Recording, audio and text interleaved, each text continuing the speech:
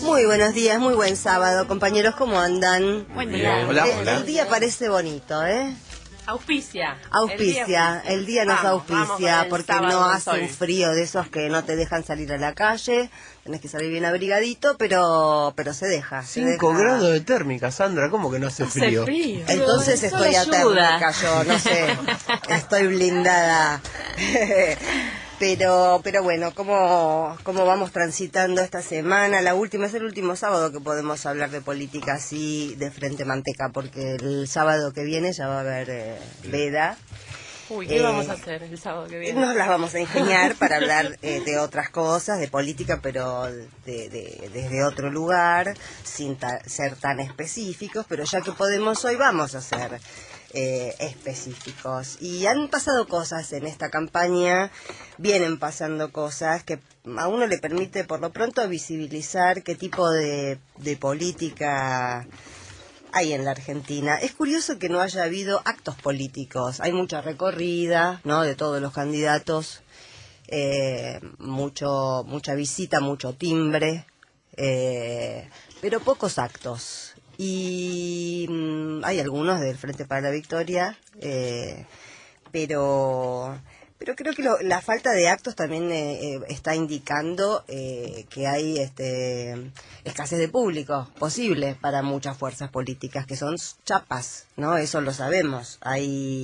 Hace mucho tiempo que en la Argentina, cuando nosotros hablamos de construcción política, nos estamos refiriendo precisamente a eso que se hace con los vecinos, en lo que en política se llaman los territorios, pero en los barrios, en el cara a cara, en una construcción en la que un dirigente vaya sedimentando el conocimiento que tiene de él la gente. No es el Cacho y María, esos personajes de Macri, ¿no? Que ¿se acuerdan que Macri contaba que se había encontrado con Cacho y con María en por lo menos 4 circunstancias diferentes, lo cual probaba que Cacho y María eran una especie de invento de marketing, aunque todos han tocado timbres y recorrido clubes de barrio y se han encontrado con jubilados, y sobre todo también hemos visto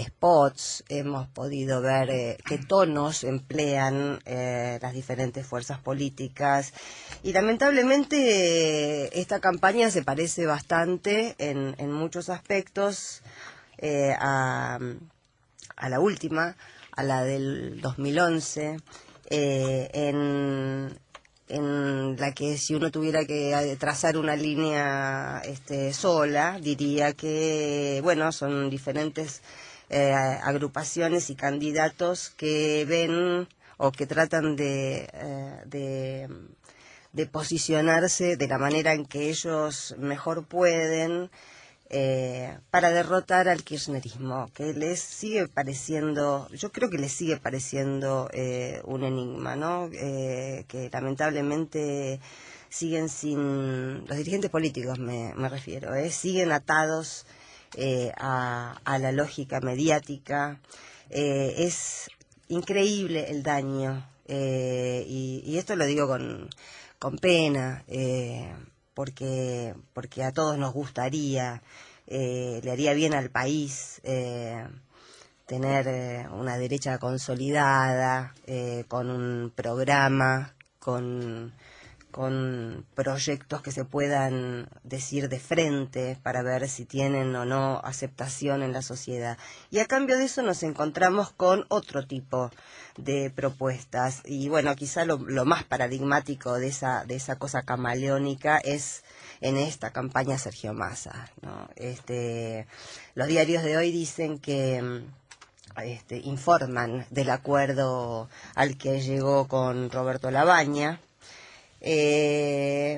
La verdad que es un nombre más a ese entramado, como a ese tutti frutti, según el intendente Darío Justosi, que ocupa el segundo lugar en la lista de Massa. ¿Se acuerdan que dijo que el Frente Renovador era como un arándano? El tipo es productor de arándanos, por eso dio ese ejemplo, no era poesía pura.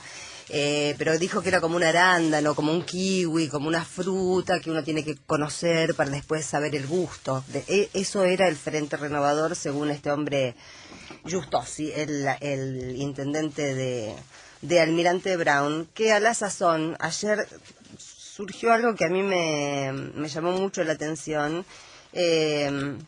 Giustosi le confesó a su hermano y a su primo, creo, que quiere ser... Cristian, estás haciendo un montón de ruido con esos papeles. Estamos en la radio. Le confesó a su primo y a familiares que él quiere ser gobernador de la provincia de Buenos Aires. Y además que quería que eso se supiera. Es decir, se los dijo para que lo transmitieran. Entonces uno ahí hace una cuenta en el aire, pero es una cuenta política, ¿no? Muy fácil. Es evidente, porque lo ha dicho Macri, lo ha dicho muchos funcionarios del PRO, empezando por el jefe del PRO, que han arribado a un acuerdo con Massa, y lo que están esperando los del PRO es que Massa lo blanquee. Muchas veces uno se pregunta, yo me lo he preguntado esta semana, si el hecho de que Massa esté tan esquivo para admitir que es socio del PRO es una estrategia o es simplemente lo otro que sugiere ser, y es que en ese acuerdo, ¿qué papel jugaría cada uno en vistas al 2015? Lo que uno se imaginaría es Macri presidente, Massa gobernador de la provincia de Buenos Aires, podría ser. Pero ¿qué pasa? Ahora Giustosi también quiere ser gobernador de la provincia de Buenos Aires. Entonces, ¿Massa qué querría ser? ¿Presidente? Entonces, ahí uno empieza a advertir cómo son las especulaciones de estos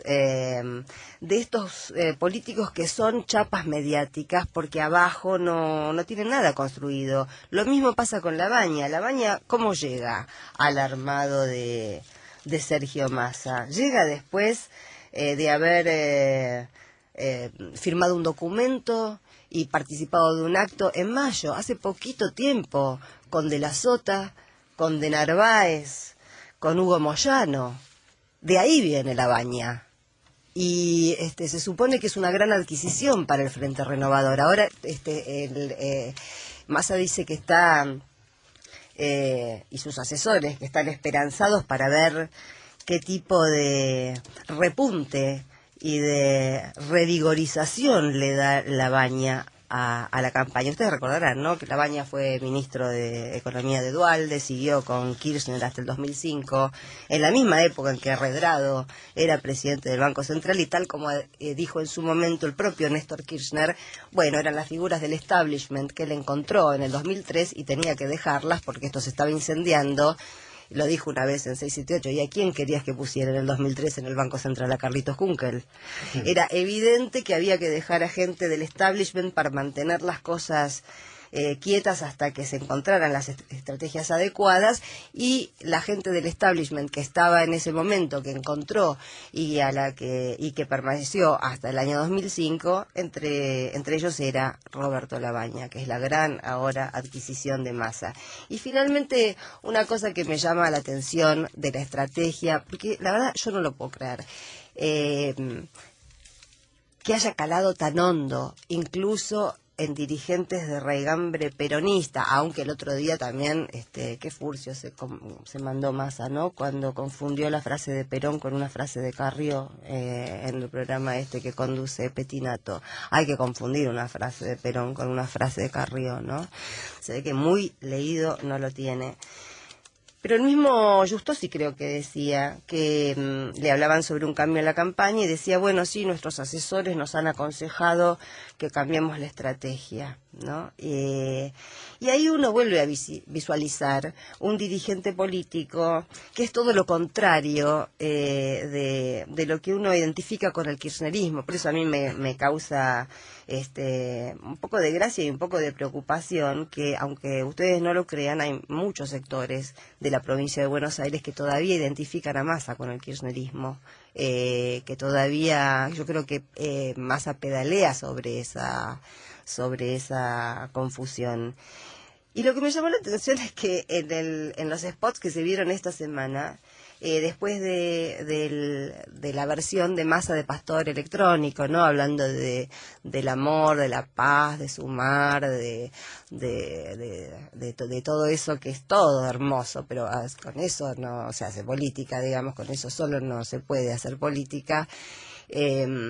Apareció esta semana ese otro spot en el que él avanza sacándose el saco porque va a la pelea, porque como los asesores le dijeron que tenía que mostrarse peleador, entonces el tipo se saca el saco, no se pone me saco el saco, me pongo el pongo, no se pone el pongo, pero se saca el saco. Y yo pensaba, qué literales, qué cosa tan... Porque cuando hablamos de pelea... Y uno dice también que está a favor de la pelea, no está hablando en ningún momento de una pelea de vamos afuera, ¿no? Las peleas políticas son otra cosa, es precisamente la política lo que nos da la oportunidad como sociedad de no llegar, de no pasar al acto, de evitar la violencia, de evitar el vamos afuera, de sortear los diferentes intereses y poder dirimir las cosas, porque en definitiva, ¿para qué sirve la democracia? Para dirimir quién maneja el Estado. Básicamente es eso. Y esta idea de que le dijeron que tiene que mostrarse más combativo, más peleador, que tiene que disputar a De Narváez, esa cosa de resentimiento y de dureza, y entonces se saca el saco, se remanga,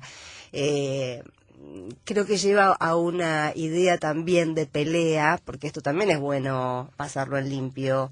Si decimos que estamos dispuestos a pelear por una Argentina que nos guste más a todos, tenemos que saber de qué estamos hablando, de qué tipo de peleas estamos hablando. Y estamos hablando de peleas verbales, de peleas políticas, de peleas que se dan resistiendo presiones, que se dan con argumentos, que se dan con datos, que se dan eligiendo un valor o un objetivo por sobre otro valor o por sobre otro objetivo, y de ninguna manera estamos hablando de retrotraernos a ese estado de la prepolítica en el que la gente se comporta como si todos fueran barras bravas y no encuentran una mejor manera de dirimir esa pelea por los intereses que con el vamos afuera, o me saco el saco o me pongo el pongo.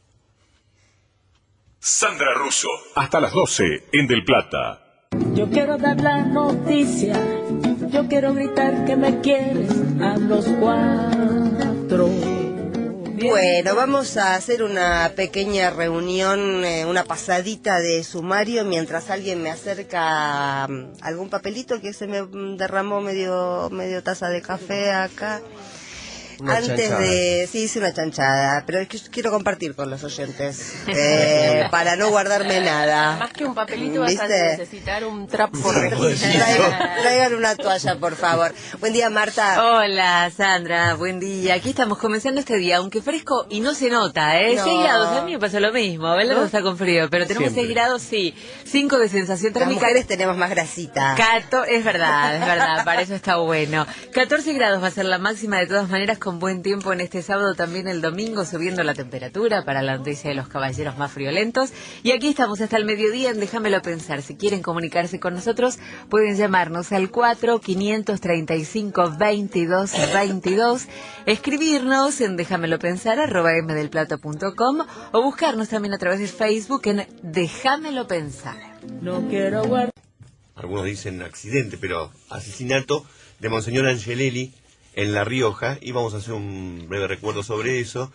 Y también vamos a hablar de las distintas formas que se pensó previas a la asignación universal por hijo, las formas que se pensaron, paradigmas, digamos, de cómo llegar a los más necesitados. De asignaciones universales, digamos, De planes. planes. Planes, formas, claro, formas asistenciales que el Estado, regido por algún tipo de paradigma, actuó, ejerció, que vamos a ver cómo fue muy distinto de acuerdo a los distintos gobiernos. Claro, yo me acuerdo a mediados de los 90, yo trabajaba en Página 12 así como editora todos los días, leyendo todos los cables que había. En ese momento nos daban papeles, increíble, ¿no? Que uno trabajara con papeles y con cables. Y venía en ese momento de Europa la idea me acuerdo que era que por el solo hecho de nacer, los niños tenían derecho a cobrar un dinero. Ahora uno lo dice y dice, es la asignación, pero a mediados de los 90 sonaba, pero súper utópico y revolucionario eso. Exactamente, y generaba, entre otras cosas, las maneras anteriores, generaba cierta competencia entre pobres, saber a quién le llega y a quién no algún tipo de ayuda del Estado. Muy bien, Luciana Dalmazo, Ciencia y Tecnología, buen día. Buen día, Sandra. Hoy estoy voy a tratar de hablar, por lo menos que se me entienda.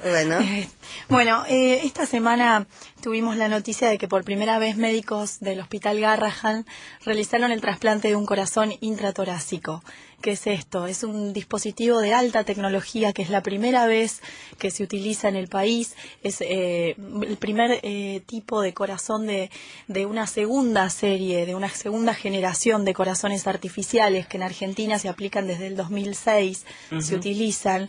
Y lo que tiene de novedoso esta técnica es que permite al paciente, en su mayoría de los casos chicos, que están esperando por un corazón en el Garrahan, poder ser monitoreados en forma ambulatoria, volver a su casa hasta que llega el donante, que muchas veces son meses, incluso años, hasta que el paciente, hasta que se encuentra el donante adecuado. Entonces es una técnica muy novedosa que se hace por primera vez en el país, es la primera experiencia pediátrica en la región, en América Latina, se hace en el Garrahan y fue completamente financiado por el sector público, así que es una iniciativa que nos gustaba contar y poder hablar también de la tarea que realizan los médicos con trasplantes cardíacos infantiles en el Garrahan. Muy bien, Cristian Rodríguez, ¿qué tal? Sí, acá haciendo lío. Me lo pidió el Papa y yo sigo sus órdenes. Bueno, y además de tu costado papal, ¿de qué vas a hablar en el taller? Bueno, hoy, la semana pasada habíamos adelantado algo, hoy vamos a hablar de Madame Bovary. ¡Ay, qué hermosura! La famosa novela, publicada en 1856, y lo vamos a ver, bueno, desde el punto de vista de cuál es la trama de la novela, sobre esta exploración del matrimonio, de la insatisfacción y del deseo que hace y del alma Robert, femenina, sí, maravillosa. Es la primera ama de casa desesperada, me parece. La que inauguró después una larga, porque bueno, ahora terminó siendo serie. Yo que nunca vi amas de casa desesperadas, así que no te puedo compartir Bueno, pero con el título ya más o menos te imaginarás. Y también porque, como la sección que hacemos es de taller literario, esta es una de las novelas que es un taller literario en sí mismo. Sí. La abrís en cualquier página, como los religiosos o el Papa abre la Biblia. Esta es como una Biblia para la gente que escribe. La abrís en cualquier lugar, lees cualquier párrafo y aprendés. Muy bien, Karina Micheletto, buen día. Buen día, Sandra, buen día, equipo. ¿Y qué tiene usted para nosotros? Tengo tango. Voy a proponer ponernos tangueros. Vamos a pasar una mañanita a puro tango. Y la idea es hacer un breve recorrido por algunas orquestas que son las que están marcando un poco el panorama actual del tango. No se puede hablar de estas formaciones ya como orquestas jóvenes, porque hace rato que vienen batallando y merecidamente han ganado su lugar, pero sí de orquestas que marcan la actualidad del género. ¿Y con cuál empezamos? Y arranquemos con una que nos gusta mucho, lo hablamos en la reunión de producción, nos gusta la orquesta, nos gusta su cantante, es la orquesta típica Fernández Fierro. Ah, qué bueno, me encanta el cantante de la Fernández Fierro. Walter Chino Laborde. El Chino Laborde, exactamente. Que tiene mucho de teatral cuando se presenta, ¿no? Mucho de interpretación, hasta de un poquito de sobreactuación tanguera, que está bueno. Ese es su estilo, es actor también. Ah, con razón, ¿viste? Y bueno, y los chicos de la Fernández Fierro tienen su bulín, su base de operaciones allí en el Abasto, en ese lugar hermoso que es el Club Atlético Fernández Fierro, en ese lugar hermoso que era un taller mecánico y que han vuelto uno de los lugares más activos de la cultura de la ciudad de Buenos Aires, y se están presentando justamente los miércoles y los sábados de este mes. Así que si les gusta, lo recomendamos. Arranquemos entonces con un tema que en realidad no representa mucho el espíritu de la orquesta, porque Pero ¿en qué quedamos? Bueno, pero déjame explicarme. A ver. Es un tema que ellos grabaron en un disco que se llama Vivo en Europa y es cómo van a mostrar un clásico de clásicos desde el estilo de la Fernández Fierro, que es cuesta abajo. Hay que meterse con cuesta abajo porque meterse con cuesta abajo es meterse nada más y nada menos que con Gardel y Lepera. Escuchemos cómo la Fernández Fierro se mete entonces con cuesta abajo. Hasta las 12 conectados a través de Déjamelo Pensar, @mdelplata.com, a través del Facebook con Déjamelo Pensar y por teléfono en el 4535-2222. Buen día, Sandra. Te llama Susana de San Telmo. Quería solidarizarme con Víctor Hugo. Víctor Hugo se está jugando hace muchos años en contra de Clarín y todo lo que era el fútbol, y ahora encontró en la ley de medios un cauce propicio y se la está jugando a muerte. Creo que merece de parte de tu programa algún comentario al respecto. Fuerza, Víctor Hugo, y un abrazo, Sandra.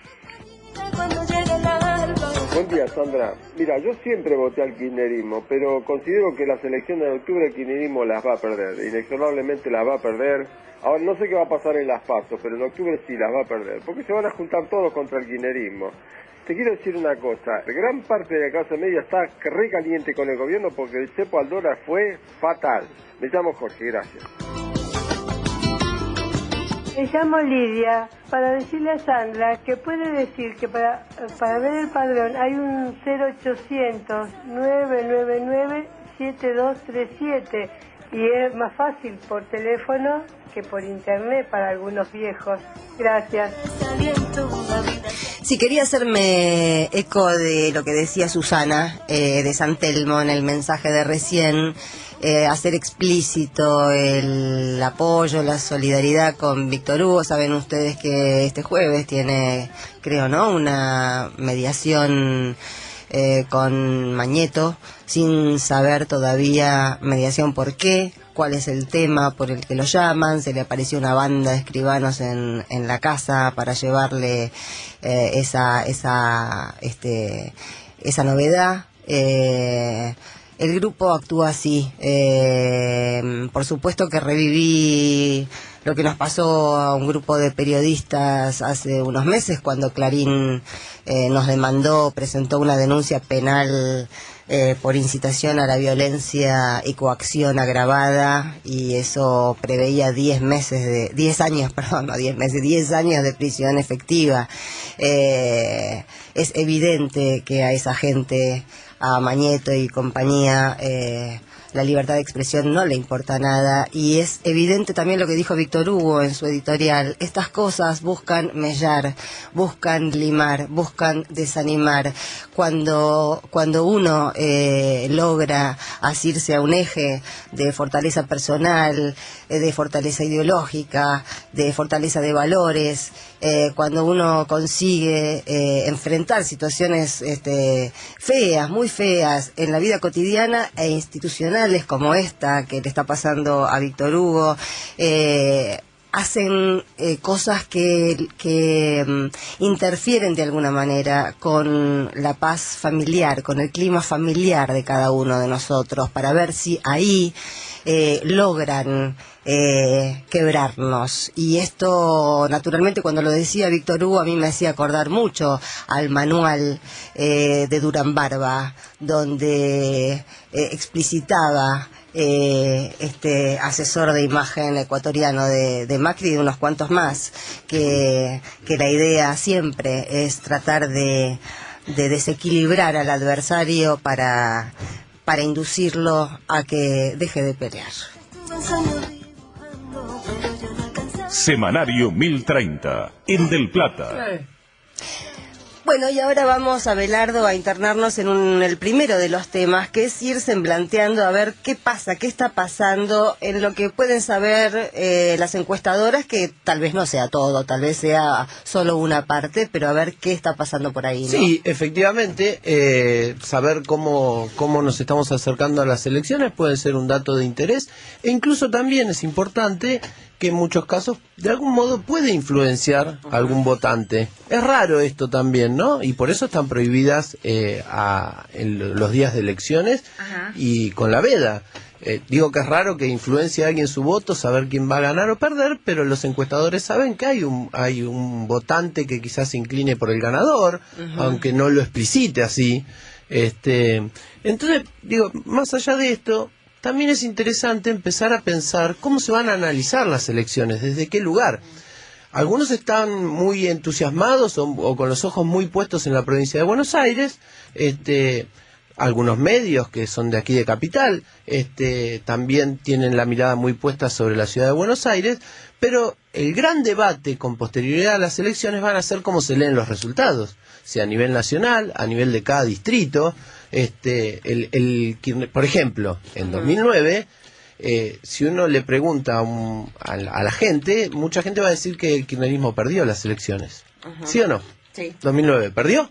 No perdió. Perdió A la nivel provincia. nacional, ganó. Perdió la provincia de Buenos Aires. Y por 1,5 puntos. Que como es claramente el distrito más importante, tiene un peso en el imaginario y en lo que queda muy importante. Pero para charlar un poco de todo esto, estamos comunicados con Ignacio Ramírez, que es sociólogo, y es el director de estudios de la encuestadora, una de las más grandes y las más prestigiosas del país, la encuestadora Ibarómetro. Ignacio, ¿nos estás escuchando? Buen día, Abelardo Vitale. Buen día, ¿cómo están? Muy bien, muy bien. Ignacio, ustedes están midiendo, si están midiendo dónde, no sé si escuchabas esta cuestión de empezar a acercarnos no solamente a los datos duros, sino a ver cómo se analiza una elección y si se toma un distrito único o tenemos que particionarlo.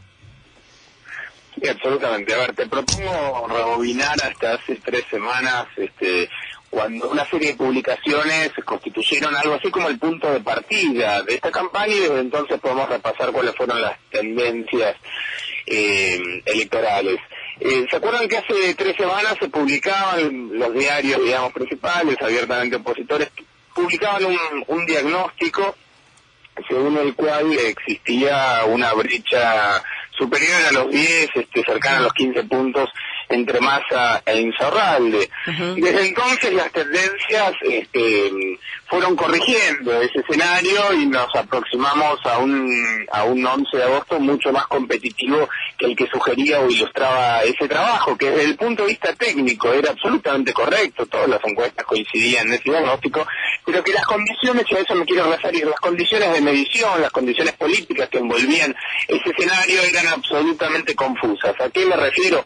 Por ese entonces, un porcentaje muy significativo, dejemos los números de lado un rato, muy significativo de bonaerenses percibía a Sergio Massa, lo ubicaba dentro de la órbita del kirchnerismo. Claro. Por otra parte, la mayoría de los bonaerenses desconocían ni más ni menos al candidato del gobierno nacional. Digo, esas eran las condiciones subyacentes sobre las cuales se edificaba ese escenario. Lo que pasó desde entonces no es tanto que hayan a ver, ahora todas las consultoras empiezan a coincidir en que se achica la brecha, es el título de los últimos días. Sí. Diría que no es del todo exacto ese título, en el sentido no es que hayan crecido las preferencias por el kirchnerismo, sino que el escenario electoral empieza a corresponderse al escenario político que está por debajo y que está organizado en función de la contradicción, de la rivalidad entre el kirchnerismo y oposición.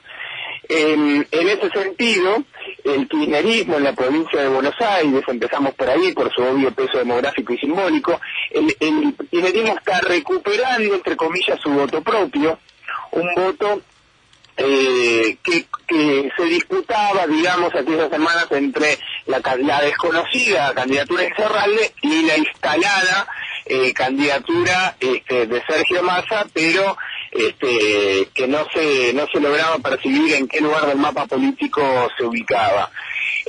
Y otra variable fundamental que ha evolucionado en las últimas semanas y que me parece que habilita una de las conclusiones centrales es lo que llamamos el posicionamiento político percibido de Sergio Massa. ¿En qué sentido? El posicionamiento de un dirigente no solo lo construye el discurso que ese dirigente emite, sino también la mirada de los electores, del periodismo. Y en ese sentido Sergio Massa se viene desplazando en la mirada del electorado desde una órbita kirchnerista o de neutralidad, que era la apuesta publicitaria de ese candidato, hacia un terreno mucho más opositor. De allí que exista un viraje publicitario en su campaña, del cual se puede deducir un cambio también de estrategia y posiblemente un parcial fracaso de la apuesta conceptual y publicitaria de ese espacio. De la primera estrategia, decís vos. La primera estrategia, exactamente, que inaugura Sergio Massa, cuyo objetivo es inaugurar te diría una tercera avenida discursiva que esté por afuera de esa contradicción, la palabra que usamos a veces en jerga es clivaje, de esa contradicción entre el kirchnerismo de oposición que organizó el escenario político en los últimos años, inaugurar una tercera avenida que tome lo bueno, deje lo malo, donde convivan discursos, caracterizaciones extemporáneas de Llanola y Tundis con adhesiones moderadas de Giustossi. Bueno, desde hace 10 días Giustossi ha dejado de hablar, los spots de Sergio Massa lo empiezan a connotar en un terreno mucho más opositor, es decir, hubo allí, te diría, que el escenario político no empezó a parecerse a Sergio Massa, sino que Sergio Massa tuvo que ajustarse al escenario político y empieza a transitar un discurso abiertamente opositor. Ignacio, Sandra Russo te saluda, ¿cómo te va? ¿Qué tal, Sandra? ¿Cómo estás? En esto que estás describiendo de Massa, pareciera ser también que a medida que queda más claro, más expuesto a la luz pública que el candidato de Cristina Fernández de Kirchner es Martín Insaurralde de la provincia de Buenos Aires, Massa cambia de estrategia para captar votos opositores de la franja de Narváez, ¿puede ser?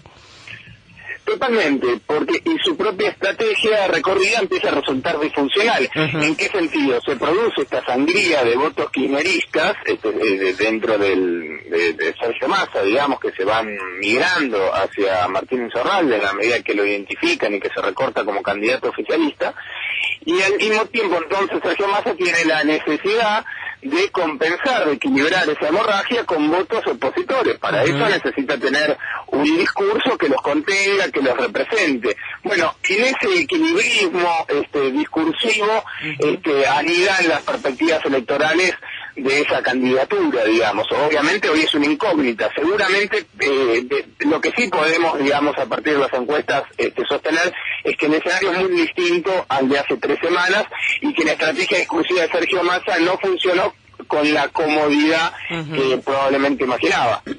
Y más allá de provincia de Buenos Aires, ¿cómo ves el panorama? Bien, en términos generales, te diría que el kirchnerismo se aproxima a este escenario electoral con perspectiva de mejorar en forma considerable el rendimiento electoral cosechado en las últimas elecciones de medio término, en 2009, que por supuesto fue una cosecha bastante escasa. 30 y pico % a nivel nacional, en su momento. Exactamente, alrededor del 32%. 32, 33%.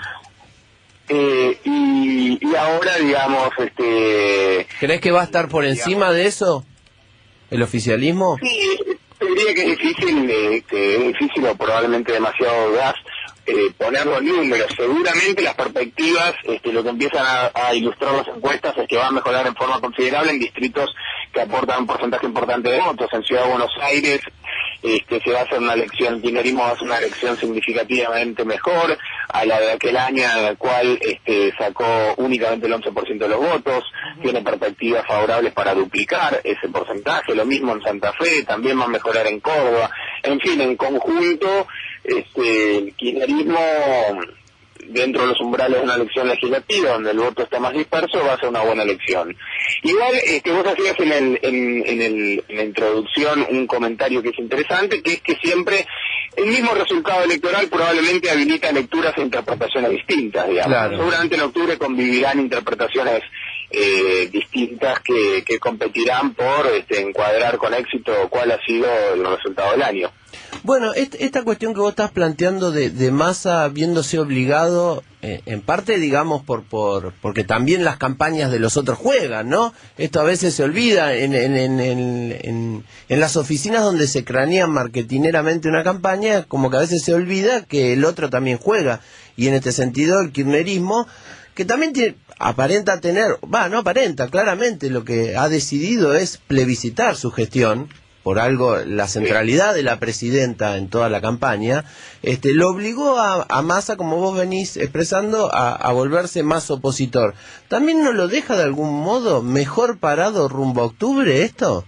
¿No podría él concentrar en una segunda vuelta o catalizar votos que ahora pueden llegar a ir a de Narváez o a otras expresiones opositoras? Sí, ahí hay hipótesis, digamos, ¿no? Una hipótesis que es la que podrías estar sugiriendo es que después de agosto, en la medida en que Sergio Massa, independientemente de que gane, empate o pierda por poco, quede mejor quede posicionado como el candidato opositor más competitivo, bueno, reciba un aluvión de lo que llamamos voto útil, voto estratégico, es decir, cuando los electores privilegian el impacto de su decisión electoral por encima de sus preferencias, de su paladar, y en ese sentido estaríamos sugiriendo que el impacto que quisieran tener es el de castigar o hacer perder al kirchnerismo. Bueno, eso es una hipótesis que habrá que examinar después de agosto. Te diría que el clima político que envuelve estas elecciones no es un clima beligerante donde el voto útil esté arrasando con las sensibilidades y preferencias, te diría, folclóricas, identitarias, partidarias de los electores. Seguramente habrá un porcentaje de voto útil después de agosto que considere las elecciones, digamos, y el escenario desnudo que ilustrará agosto, pero no creo que haya un aluvión masivo de voto útil. Muy bien, Ignacio, te agradecemos muchísimo esta comunicación. Estuvimos charlando con Ignacio Ramírez de la consultora Ibarómetro. Muchas gracias. Gracias a ustedes por el llamado. Hasta luego. Bueno, Sergio, comentábamos al principio del programa que mañana 4 de agosto se cumple el 37º aniversario de lo que fue el asesinato del obispo Angelelli en La Rioja. Sí, y yo creo que este obispo es un verdadero paradigma de cómo puede ser alguien religioso desde la iglesia comprometido por los pobres. No es lo mismo decir que hacer, por decirlo de alguna manera. De manera muy original. Él se hizo seminarista a los 15 años, era brillante, parece, estudiando, lo mandaron a terminar sus estudios en Roma, vuelve aquí y se pone a trabajar con la Juventud Obrera Católica, más o menos en los años 50, y hace un trabajo ya desde entrada volcado a las villas. Es el lugar que le interesó. En 1960 el Papa Juan XXIII lo nombró obispo auxiliar en Córdoba, y él volcó todo su peso como obispo auxiliar a la mediación entre los sindicatos como Fiat, los municipales, etcétera, con la patronal. Y la mediación en este sentido era beneficiándolos, tratando de apoyar esas luchas obreras. Fue mal visto este tipo de intervención por los conservadores eclesiásticos, y finalmente cuando lo nombran obispo de La Rioja, era una especie de, bueno, lo nombramos obispo de La Rioja, ostracismo. Claro. Este hombre termina jubilado en La Rioja, ¿quién se va a acordar de él?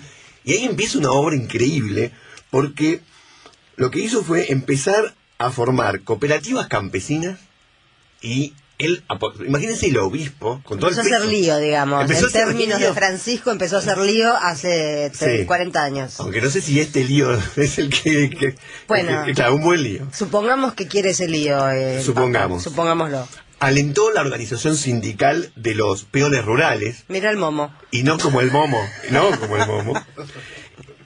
Organizó sindicalmente a los mineros. Y yo digo, hay que imaginar esto, ¿no? En La Rioja, un lugar en donde la fe católica es muy fuerte, te llega el obispo y te dice, organícense y luchen. Esto es de un peso simbólico enorme. Es una habilitación enorme, claro. Y entonces, al mismo tiempo que tiene un peso de dar lucha, genera la reacción. Claro. El 13 de junio de 1973 fue a Anillaco, fue recibido por el que entonces era el gobernador, Carlos Menem, y una turba de comerciantes y empresarios y propietarios de tierra lo fue a repudiar, entró a la fuerza a la iglesia donde estaba dando una homilía y le tiraron piedras. Yo me pregunto si estaban libres de pecado. Le tiraron piedras al obispo de La Rioja y pedían por favor que saquen a este obispo y pongan a uno como la gente. El tema es que llega la AAA y él empieza a sufrir amenazas, empieza a tener una fuerte oposición de lo que es el gobierno eclesiástico en la Argentina y lo excluyen. A pesar de ser obispo, lo excluyen de ese puesto. Y finalmente, durante la dictadura, él interviene y mucho para tratar de que se resuelvan los casos de desaparecidos. Va a pedir por desaparecidos, incluso por compañeros de la iglesia. Y Benjamín Menéndez le dice, usted tenga cuidado si sigue así. La cuestión es que el día de su muerte, la iglesia sigue diciendo, al menos oficialmente nunca dijo lo contrario, que fue un accidente. La versión oficial es que fue un accidente. Habían asesinado hacía poco tiempo al sacerdote Juan de Dios Murias, ¿te acordás? Y Angelelli venía en el auto y traía ese día, el día en que tuvo el accidente fatal, el que parece que fue intencional, documentación sobre, a su vez, el asesinato de Murias. Sí, él le había dicho a muchas personas de confianza, el próximo soy yo. Uh-huh. Sin embargo, ni se escondió, ni huyó, ahí de frente. Y el tema es que en el 2009 se hace una necropsia. Uh-huh. Y el informe médico dice que tiene múltiples fracturas de cráneo, pero no hay arma de fuego ni nada interviniente. Y por lo tanto, se da a entender, muchos quieren dar a entender que sí, que fue un accidente. La cuestión es que el único testigo del caso, Arturo Pinto, que estaba con él en el auto, lo que declara es que un Peugeot 404 los encerró y eso provocó que se salieran de la ruta y el auto volcara, y en todo caso está claro que eso es un asesinato. Claro. La iglesia nunca se declaró claramente en esto. Hay unas declaraciones en las que se lo nombra como mártir, esta sutileza, ¿no? Leída como, bueno, eso quiere decir que la iglesia admitió, si es un mártir quiere decir que admitió que fue un asesinato. Nunca lo dijo claramente. ¿Cuántas cuentas pendientes tiene la iglesia argentina todavía, eh? Uf. Y el 4 de agosto del 2006, Néstor Kirchner declaró Día Nacional de Duelo en homenaje a Monseñor Angelelli. Hay un documental que recomiendo de Angelelli que se llama Angelelli Palabra Viva, lindo título, que dirigió Fernando Singner y Víctor Laplace, y que el guión lo hizo Juan Pablo Yang, que dura 67 minutos, lo dan por el canal Encuentro, y ahora vamos a escuchar un audio en donde vamos a poder escuchar la voz de Angelelli. Dale. Ayuden al obispo para que nunca deje de ser el proclamador del Evangelio, el santificador de los hombres y el buen pastor de su pueblo, para que no calle cuando deba hablar, iluminando, alertando, exhortando o amonestando. Ayúdenlo para que ningún cálculo humano y mezquino haga silenciar su palabra o su acción. Qué linda voz, ¿eh? Qué linda voz, qué carisma y qué manera ejemplar de hablar y actuar por los pobres, ¿no? Bueno, Karina, vamos a terminar esto con un tango. Sigamos de tango en tango. Como decíamos, la idea es repasar las orquestas que de alguna manera marcan el panorama actual del tango. Lo que vamos a escuchar ahora es la Orquesta Victoria, que es una formación de pibes jóvenes muy formados, muy buenos músicos, que ellos evocan principalmente el estilo de la orquesta típica de Horacio Salgán. Por eso en lo que vamos a escuchar, por ejemplo, suena el clarinete bajo, tiene como esa particularidad. Es una orquesta que surgió un poco como tomando el día muerto que son los lunes. Dijeron, bueno, se empezaron a juntar y a ensayar como un ensayo abierto en el Café Vinilo, que es un lugar que tiene uno de los integrantes de la orquesta, que es Cheche Ordóñez. ¿Y qué pasó? Que de repente los lunes empezaron a llenar de gente, porque realmente es muy buena. Sus cantores son Agustín Fuertes y Ariel Barnerín. Quien va a cantar este tema es Agustín Fuertes, que también tiene una personalidad, vas a ver que también tiene una impronta muy fuerte, como decidor. Y el tema que vamos a escuchar es un clásico que tiene una historia muy particular, también Grisel. Ay, sí, de claro. José María Contursi y Mariano Mores. Están pasando por estos días en Encuentro, en el documental como la serie esta que cuenta las historias de los temas. Sí, la de Emilio del Guercio. La de Emilio del Guercio, sí. La historia de Grisel, que es una historia increíble, de Contursi, sí. Que lo conoció cuando un amor de juventud, que luego ellos terminaron juntos. Escuchemos entonces a la Orquesta Victoria. Digamos también que la Orquesta Victoria se está presentando este mismo sábado, hoy a las 21, y el sábado que viene, por supuesto, allí en el Café Vinilo, en el lugar de base de los muchachos, en Gorriti 3780, otra salida que recomendamos, haciendo Grisel. Gran periodista, la verdad que me emocionaste, porque haciendo el recorrido que hiciste del predicador Massa, que por casualidad ya en un tiempo lo conocí, porque me invitaron en una cena, una de la UCD cuando yo, Montonero, ¿no? Y dijo que él se encontraba orgulloso de ser un López Rega. Yo me quería morir, pero lo describiste en este momento tan bien, te mando un abrazo y te quiero mucho. Hugo de Munro. Hola Sandra, muy buenos días, felicitaciones por el programa, Norberto de Caballitos. El señor Massa se sabía que iba a ser un muñequito de torta armado, se sabía porque por algo el dueño del multimedio mandó incendiar los dos peones que lo tenía como caballito y los mandó a incendiarse cuando hablaron en Córdoba y en la ciudad de Buenos Aires de la libertad de expresión y esas leyes cómicas que pusieron. Bueno, se sabía que iba a armar otro muñequito de torta. Acá lo tenemos. Un beso grande, muy buenos días, buen fin de semana. Hola, sí, buen día. Déjamelo pensar, muy lindo día el de hoy para escuchar radio. Soy José de Catán. Yo quería que te digan algo sobre esta semana, una junta de políticos y en la cual Carrió se rió muy mal del hijo de Ilia. Creo que para el radicalismo es un prócer y no se tenía que haber reído, siendo que Carrió viene del radicalismo. Muchas gracias, José de Catán. Sí, buenos días para todos, es un gusto escucharte, Sandra, y a todos tus compañeros y a todos, realmente muy bueno el programa. Te quería comentar que yo por un compromiso tuve que ir a la rural, estos días que estuvieron, y era vergonzoso lo que te cobraban cualquier sándwich. Después ellos dijeron que realmente había sido un fracaso la parte de restaurantes y comidas. Realmente te robaban. Un beso muy grande para todos. Inés de Belgrano. Bueno, estábamos escuchando los mensajes de los oyentes y el debate del otro día. ¿Dónde fue? ¿En A Dos Voces? Donde estuvo los candidatos de UNEN. La verdad que las caritas de la señora Carrió a cámara mofándose de lo que estaban diciendo, sobre todo Ilia, ¿no? Daba vergüenza ajena, por más que uno no coincida en nada con Ilia, pero era una falta de respeto, una mala educación muy directamente. Respetuosa. Es una maleducada Sí. directamente. Sí, a mí también, viéndolo, me chocaba mucho esa actitud sobradora que tenía. Uh-huh. No solo con Ilia, pero sobre todo con Ilia, ¿no? Fue particular. Esa actitud de Carrió. Interesante también, ¿no? Esta cuestión de hasta dónde realmente pueden aportar algo los debates. Porque hay cierta corrección política que dice que siempre es conveniente que haya un debate porque eso informa a los votantes. No, yo no creo para nada en eso. Es medio como un sentido común bastante falso. Yo no creo para nada.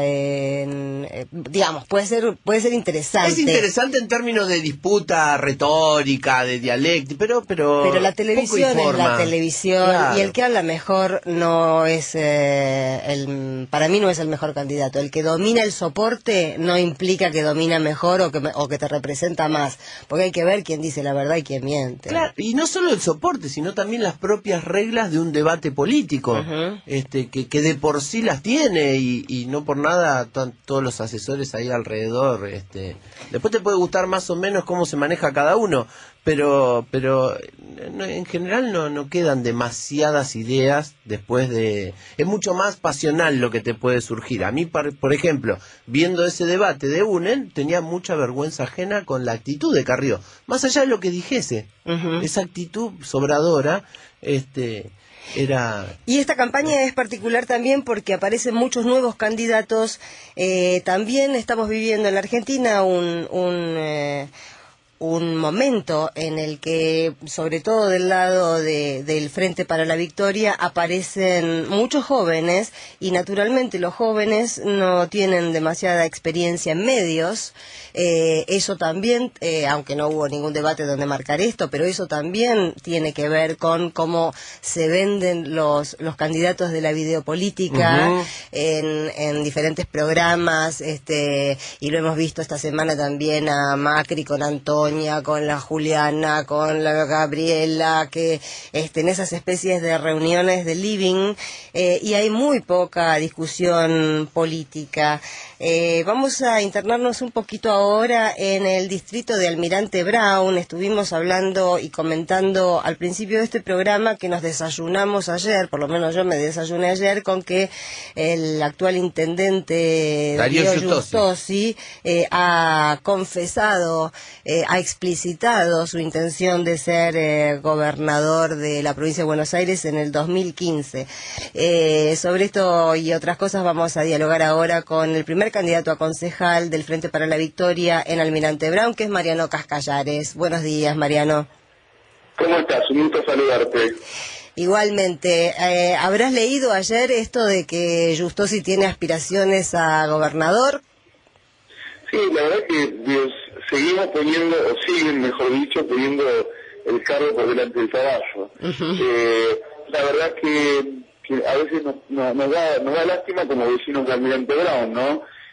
Bueno, tenemos un intendente que fue electo en el marco del Frente para la Victoria, dejó el proyecto que lo llevó a ser intendente por segundo mandato, deja el municipio, es todavía precandidato a diputado nacional y ya directamente aquí no se sabe anunciarlo, aquí en el municipio de Almirante Brown, su equipo basa la campaña legislativa en una supuesta candidatura a gobernador. La verdad que vos recién planteabas, y justo estaban charlando ustedes de debates, y creo que es la manera de hacer campaña, la manera de enriquecer las ideas para gobernar, para legislar. Y bueno, aquí en Almirante Brown hay una particularidad, además de que el intendente está pensando en ser gobernador en el 2015, cuando estamos en una campaña legislativa. Sí. En particular, además, proponen el Frente Renovador, esta alianza entre Massa, Macri y Giustosi, proponen como candidato a primer concejal al hermano del intendente, Eduardo. Claro, una persona que aquí es absolutamente desconocida. ¿Qué es buscando al hermano Eduardo, Mariano? Bueno, eso fue una propuesta, y justamente tiene que ver con esto. Fue una propuesta de algunos compañeros de Frente para la Victoria que preocupados porque estamos invitando a debatir cuáles son las ideas para llevar adelante en este Almirante Brown, que ha crecido mucho en el marco de un proyecto de nación, un proyecto de provincia que se viene realizando durante los últimos años, y Almirante Brown no queremos que quede fuera de este tren que va siempre para adelante, que es el proyecto nacional. Y bueno, Eduardo Giustosi no es del municipio, no es de la provincia, entendemos que es de Río Negro. Y lo que decimos es, concretamente, lo que se quiere es confundir al vecino de Almirante Brown. Esto es lo que nosotros no podemos permitir. Bueno, un grupo de compañeros hicieron un juego, ese juego famoso de Buscando a Wally, con la idea de tratar por lo menos de detectar quién es Eduardo Giustosi, cuál es la cara, lo que en realidad nos gustaría a nosotros. Bueno, ahora en la boleta ya por lo menos sabemos, le conocemos la cara, pero nos gustaría conocerlo para poder debatir y para poder discutir cuáles son sus propuestas para el Almirante Brown. Mariano, Abelardo Vitale, buen día, ¿cómo estás? ¿Cómo estás? Un gusto. A diferencia de Massa, que hace rato había tomado cierta distancia, por lo menos discursiva, o estaba como de a poco sembrando cierto terreno de alejamiento del gobierno nacional, en el caso de Giustosi, recordemos a nuestros oyentes, Giustosi segundo en la lista de Massa, candidatos a diputados nacionales, hasta no hace demasiado tiempo era explícito en su apoyo a Cristina Fernández de Kirchner y al gobierno nacional. ¿Es verdad esto? ¿Hasta cuánto hace que Giustosi era un fervoroso kirchnerista? Sí, hasta hace un poco más de 20 días, 2 días antes del cierre de lista, yo escuché declaraciones de Giustosi diciendo que su límite era irse del Frente para la Victoria, que él tenía disidencias pero que siempre las iba a debatir dentro del Frente para la Victoria. Pero no nos olvidemos que este gobierno ha creado tal vez la herramienta más importante de los últimos años para la democracia, que es esta ley de las PASO, ¿no? Digo, nosotros tenemos la herramienta de las primarias obligatorias, claro, obligatorias, que es una herramienta para que aquellos que nosotros somos parte del movimiento, y seguramente tenemos muchas veces temas para discutir, para debatir. Y esta es una herramienta fundamental para poder debatir, discutir y competir en internas. Me imagino, perdón que te interrumpa, me imagino que si él tenía una posición tan clara de apoyo, también debe ser difícil para ustedes explicarle ahora a los vecinos de Almirante Brown, no solamente por qué se fue, sino por qué tienen que acompañar la lista del Frente para la Victoria a nivel local. ¿Cómo enfrentan esta situación? Porque como militante y como dirigente político, estos cambios también te desestructuran un poquitito. Sí, concretamente lo que nosotros queremos es aclarar, porque lo que están haciendo, por un lado, confundir. La situación de irse de Frente para la Victoria 2 días antes, por otro lado, poner a un hermano que lo único que tiene de Almirante Brown es que comparte el mismo apellido que el intendente. Lo que nosotros estamos trabajando fuertemente con los vecinos, charlando, caminando casa por casa, barrio por barrio, es dándole las novedades de la situación actual. Pero nuestra estrategia en campaña es muy concreto. Todo lo que se hizo en Almirante Brown en los últimos años, Martín Insaurralde, nuestro primer candidato a diputado nacional, vecino intendente de Lomas de Zamora, viene planteando algo que para nosotros es muy real. Los últimos años fue fácil ser un buen intendente. Y en Almirante Brown hubo muchos cambios, porque fue fácil ser intendente cuando tenés un gobierno nacional con la presidenta que está pensando todos los días en la gente y en cómo resolver los problemas, y tenés al gobernador Daniel Scioli en la provincia de Buenos Aires que no hace más que trabajar y plantearse como un intendente más.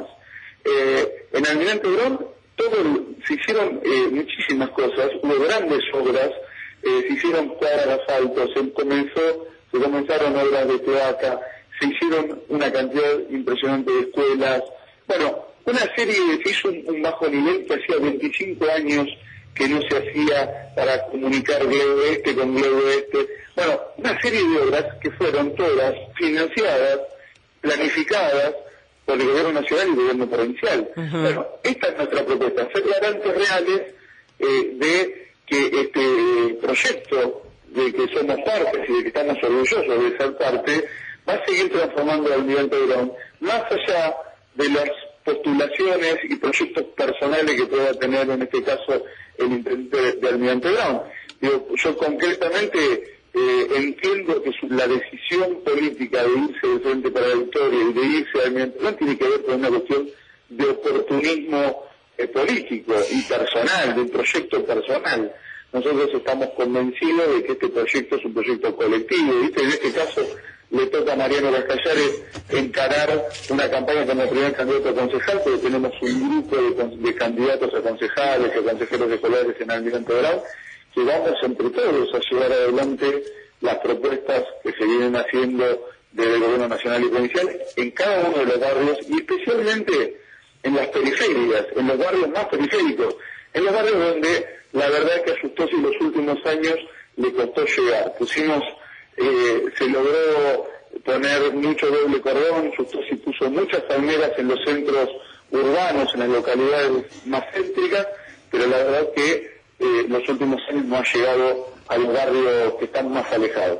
Mariano, una última pregunta. Además, Justosi aboga por el diálogo, pero ustedes han recibido agresiones. Sí, concretamente nuestra campaña está muy basada en la propuesta, en el debate, en caminar los barrios, pero los últimos días nos han contestado de manera diferente. Sí, tuvimos algunas en clara contradicción con lo que pregonan, ¿no? Basan su campaña en la no violencia y ya tenemos varios compañeros que han sufrido incidentes de violencia por parte del justosismo. Bueno, esperemos que no se repita y te mandamos un cariño. Como siempre, muchísimas gracias y gracias por este espacio para llegar a nuestros vecinos del Almirante Brown. Cariño, Mariano, chao. Bueno, ahora vamos a arrancar con nuestro bloque internacional, que va a ser un poco atípico, pero ahora les cuento por qué. Pero antes de entrar a ese bloque, que tiene bastante que ver con esto que les quiero comentar, el proyecto, este disparate del diputado del Oviglio, del PRO, que propone prohibir que los menores de 16 años participen de marchas y movilizaciones. Es como un proyecto a contramano de la historia, a contramano de nuestra historia, a contramano de la sociedad que tenemos, a contramano de lo que están sintiendo y vivenciando hoy nuestros hijos, nuestros jóvenes. Es realmente inconcebible, sobre todo porque cuando uno lo lee, advierte cuál es el espíritu del proyecto. Este proyecto que presenta el diputado Oviglio del PRO no se terminaría de entender si uno no pudiera visualizar entera la escena, y es que ¿para qué quieren sacar a los pibes de las movilizaciones? Para poder reprimir tranquilos. Es así de corto. Quieren sacar a los chicos menores de edad de las movilizaciones, incluso contemplan multar a los padres. ¿Ustedes se imaginan una movilización de los barrios populares, de las que son parte de la cultura política de este país? Los actos kirchneristas, sin ir más lejos, son actos familiares. Donde uno puede llegar a ver no sé, la contra, el riesgo, el mal que se le puede hacer a un niño que vaya a una movilización, cuando la movilización, la marcha política es parte constitutiva de nuestra cultura y de cómo nosotros entendemos la democracia. ¿Cómo lo fundamenta?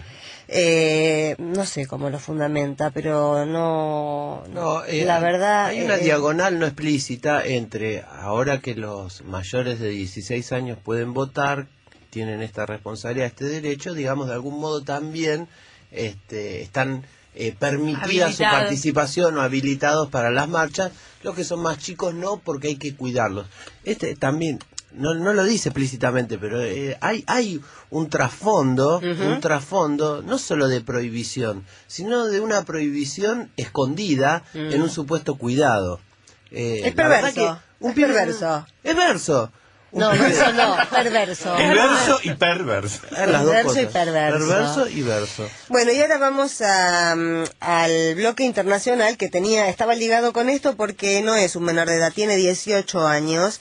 Es un Moisés Paredes Rodríguez, es chileno.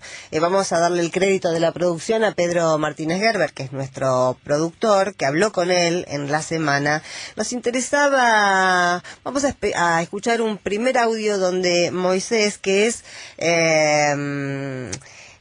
aquí representante de la Organización de Estudiantes Secundarios Chilenos, no es solo en la Argentina donde los secundarios militan. Chile, que es un país mucho más conservador que la Argentina, exhibe desde hace ya un par de años a sus estudiantes secundarios y universitarios marchando y dando su pelea multitudinaria por una educación gratuita que no tienen, porque hay que financiársela y hay que hipotecar la futura carrera para terminar de pagar esos créditos, y hemos visto tantas veces cómo los carabineros caen sobre ellos, que queríamos acercarnos un poco a esa problemática, pero también hacerle después un par de preguntas sobre política en general, para saber, además de la problemática específica de los estudiantes secundarios chilenos, qué es lo que opinan sobre la política chilena en general y sobre la región también en particular. Ahora vamos a escuchar entonces a Moisés Paredes, este chico de 18 años, presidente del Centro de Alumnos del Liceo Arturo Alessandri Palma y vocero además de la Coordinadora Nacional de Estudiantes Secundarios, a hablar sobre qué pasó y cuándo fue la última movilización estudiantil en Santiago de Chile.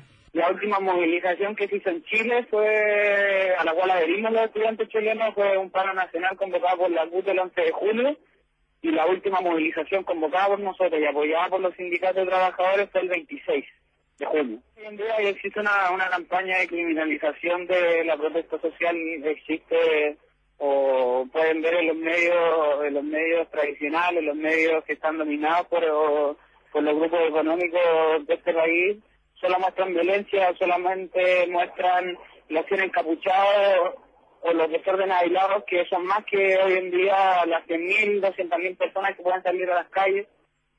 Ni menos se hablan de las demandas que motivan estas movilizaciones. En ese sentido, evidentemente que se ve una tendenciosa un sector del gobierno que ha delimitado también el diálogo, la cercanía que se puedan tener con ella, en el sentido que no hemos tenido ninguna reunión este año ni esperamos tenerla, tampoco debido a la declaración de la ministra de Educación en los últimos días. Y en ese sentido también, ya este segundo semestre, 4 meses de que se acaba el gobierno de Sebastián Piñera, comprendemos que poco pueden hacer, porque no lo quisieron hacer en los 3 años de gobierno, menos lo van a hacer en 4 meses. Y en ese sentido, hoy en día, nuestro horizonte va a apuntar a la elección presidencial, estar dentro del debate y posicionar los temas con la movilización e irrumpir dentro de esa agenda con la visibilidad que nos han dado esas miles de personas que nos han acompañado en toda nuestra movilización. Cuando uno escucha chicos como Moisés Paredes Rodríguez, que tiene 18 años, entiende por qué hay cambios en la región, por qué tarde o temprano van a llegar esos cambios, y también entiende por qué es bueno que suceda como en la Argentina, que los menores incluso, que Moisés pueden votar en su discurso. Uno lo escucha hablar y la verdad que está ubicado en tiempo y espacio con mucha más claridad que tanto jetón que vemos por acá en los debates de la televisión, ¿no? La segunda pregunta que le hizo Pedro Martínez Gerber a Moisés tiene que ver con algo que no sé si ustedes habrán escuchado hablar. No es información sobre la que en la Argentina los medios abunden, pero bueno, Chile va a elecciones presidenciales en el 17 de noviembre. Ustedes saben que Michelle Bachelet surge como una de las candidatas de la Concertación, y supongo que los estudiantes querrán irrumpir también en esa agenda, pero hay otra agenda que es la de la derecha. Tradicionalmente el pinochetismo desde la vuelta de la democracia se ha agazapado en el partido UDI, y la verdad que para sorpresa de mucha gente, la candidata que asoma en la UDI es Evelyn Matei, que ustedes saben que el padre de Michelle Bachelet fue un militar asesinado por la dictadura militar, y Evelyn Matei es hija de del jefe de la aeronáutica en la época de la primera junta de gobierno de Pinochet. Sobre Evelyn Matei y su reaparición en la política chilena, responde ahora este chico, Moisés Paredes Rodríguez. El padre de Evelyn Matei estuvo presente, fue parte de la directiva o de la junta militar que gobernó el país en esa época tan oscura, y también está detrás de todos los crímenes de lesa humanidad que se cometieron en esos años, está detrás de todas las torturas, de todos los secuestros. Y en ese sentido, para nosotros, evidentemente que es un personaje repudiable y que sale a flote nuevamente en este año 2013, que se cumplen 40 años del golpe de Estado vivido acá en Chile en el año de 1973. Eso es lo que representa hoy en día el general Matei, eso es lo que representa a su hija y es lo que representa también su sector. Qué loco, ¿no? Porque yo estoy pensando que Moisés Rodríguez tiene 18 años y este año se cumplen 40 años del golpe militar. Evidentemente estamos hablando con gente, con seres humanos que tienen otra perspectiva, porque han nacido en democracia, y porque lo que a nosotros los que tenemos más de 50 por lo menos, nos ha marcado la vida, para ellos es parte de una historia que sucedió mucho antes de que ellos nacieran.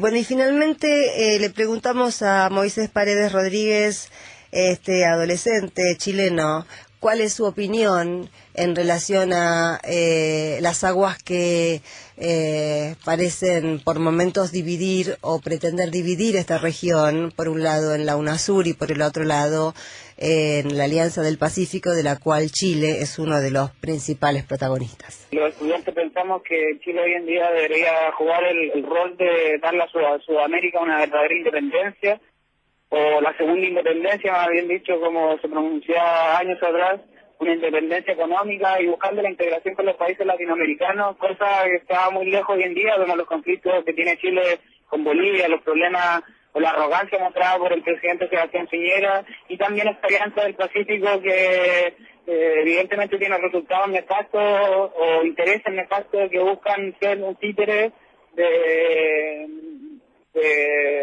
Estados Unidos y de las potencias económicas de este país, y no buscan ser gobiernos ni tampoco trabajar para darle una buena vida a sus ciudadanos, para garantizarles derechos, y que en definitiva no se termine lucrando ni haciendo más terrible de lo que ya es la vida de los países que tienen tan encarnado y tan dentro de su ADN un sistema neoliberal que fue impuesto a través de dictaduras no tan solo acá en Chile, sino que en toda la región. Bueno, sigue ubicado en tiempo y espacio, Moisés, ¿eh? Sí, qué alentador escuchar que esa Alianza del Pacífico, por lo menos en lo que la política de Chile significa, tiene una oposición y fuerte. Claro. Que les marca agenda incluso, ¿no? A la misma Bachelet, cuando asuma, que posiblemente así sea, una oposición por izquierda joven y pujante. Es impresionante todo lo que han protagonizado los estudiantes chilenos. Y está bueno esto de escuchar qué pasa con estos grandes temas que siempre están, los ponemos en boca de gente grande también, cómo son visualizados por adolescentes, y también yo creo que también nos ayuda la voz de Moisés, y ya iremos incorporando voces de otros jóvenes de la región, para darnos cuenta de que esto que está sucediendo con jóvenes argentinos, hoy, sin ir más lejos, se cumplen 4 meses, ayer se cumplieron 4 meses de las inundaciones de La Plata. Uh-huh. Hoy hay una nueva jornada solidaria, no ha pasado un fin de semana desde entonces en que cada sábado miles y miles y miles de pibes se estén movilizando en diferentes lugares del país en jornadas solidarias que implica tomar conciencia del otro y tomar una posición política en la vida. A veces eso le es asignado al kirchnerismo, que